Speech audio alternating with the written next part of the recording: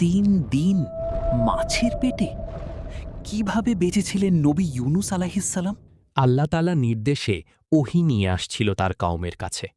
তা কওম তার ডাকে কর্ণপাত করল না। হতাশায় তিনি শহর ছেড়ে চলে গেলেন। তিনি জাহাজে রওনা দিলেন। প্রলয়ঙ্করী তুফান উঠল। লটারি দেওয়া হলো, বারবার উঠল তার নাম, আর তাকে সমুদ্রে ছুঁড়ে ফেলা হলো। আল্লাহর পাঠানো এক বিশাল তিমি মাছ তাকে গিলে ফেলল।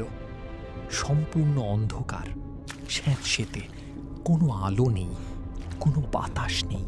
আর সেই অন্ধকারে তিনি উচ্চারণ করলেন সেই ঐতিহাসিক দোয়া, লা ইলাহা ইল্লা আনতা সুবহানাকা ইন্নী কুনতু মিনাস জালিমিন। আল্লাহ তার ডাকে সাড়া দিলেন। মাছ তাকে নির্জন সৈকতে উগড়ে দিল। আছেন যিনি, তিনি কি তোমার হৃদয়ের আর্তনাদ শুনবেন না? আমিন।